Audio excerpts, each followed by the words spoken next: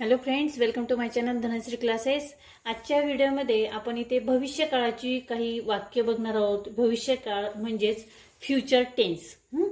या भविष्यकाळाची काही जी मराठीची वाक्य आहेत ती आपण इथे आज बघणार आहोत आणि ही वाक्य मराठीची वाक्य इंग्रजीमध्ये कशा पद्धतीने लिहायची ते आपण इथे बघूयात। तर मराठी वाक्य इंग्रजीमध्ये करताना आपण कर्ता हा नेहमी एक नंबरलाच लिहितो। तर या वाक्यातील कर्ता कोणता झाला बघा, मी हा कर्ता झाला। म्हणजे कर्ता आपण आय साठी काय लिहिणार आहोत, मी साठी आपण आय लिहिणार आहोत। ठीक आहे, मी साठी काय लिहिणार आहोत, आय लिहिणार आहोत। आता इथे बघा काय म्हणते की मी उद्या येईल। भविष्य काळामध्ये कर्त्यानंतर इथे विल आपण वापरणार आहोत, कारण हे भविष्य काळाचं फ्युचर टेन्स वाक्य आहे। मी उद्या येईल म्हटलेलं आहे म्हणजे आय विल। येईल म्हणजे कम, हे झालं कम, हे काय झालं क्रियापद झालं। येणे हे काय झालं क्रियापद झालं। आय विल कम केव्हा येणार आहे तर उद्या म्हणजे टुमारो, TOMORROW। ठीक आहे, मी उद्या येईल। तसंच वाक्य बघा, ती उद्या येईल। कसं वाक्य बघा, ती उद्या येईल।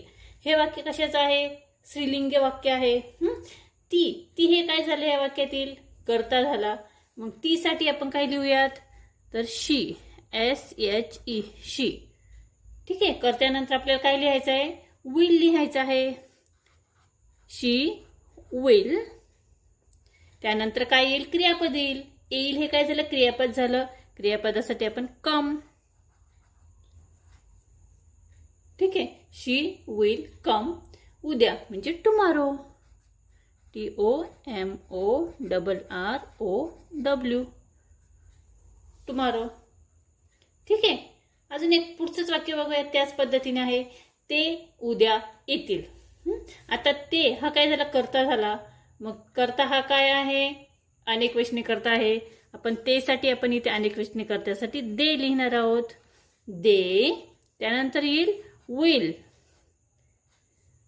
त्यानंतर क्रियापद काय येईल कम, दे विल कम। आणि केव्हा येतील तर उद्या म्हणजे टुमारो, TOMORROW। ठीक आहे, आता अजून वेगळं वाक्य बघूया जरा, मी माझा होमवर्क करेल। म्हणजे आपल्याला वर्गात दिलेला अभ्यास होमवर्क, मी माझा होमवर्क करेल असं म्हटले। तर या वाक्यातील कर्ता कोणता आहे, मी साठी आपण लिहिणार आहोत आय। आणि भविष्य काळामध्ये आपण काय लिहितो फ्युचर टेन्स मध्ये आय नंतर विल, आय विल करेल। करेल हे काय झालं क्रियापद झालं, मग क्रियापदासाठी डू। ठीक आहे, करेल साठी काय लिहिणार आहोत डू। आणि माझा होमवर्क म्हटलंय म्हणजे माय होमवर्क, ठीक आहे, अगदी सोपी वाक्य आहेत। आणि पुढचं बघा, ती तिचा होमवर्क करेल।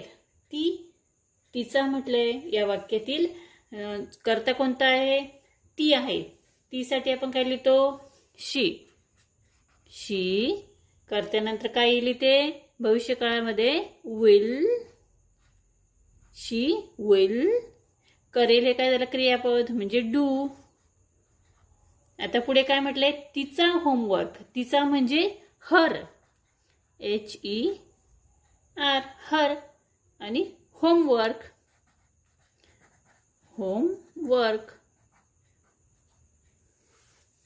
ठीक आहे। तर अशा पद्धतीने आपण काही भविष्य काळाची वाक्य इथे बघितलेली आहेत, जे आपण नेहमी बोलतो, नेहमी ऐकतो। आणि हीच वाक्य आपण इंग्रजीमध्ये करायची इथे कशा पद्धतीने करायची इथे बघितलेली आहेत। हा व्हिडिओ कसा वाटला मला कमेंट्स करून नक्की कळवा। व्हिडिओ आवडला तर व्हिडिओला लाईक करा, शेअर करा आणि चॅनलवर नवीन असाल तर चॅनल नक्की सबस्क्राईब करा। व्हिडिओ बघितल्याबद्दल धन्यवाद।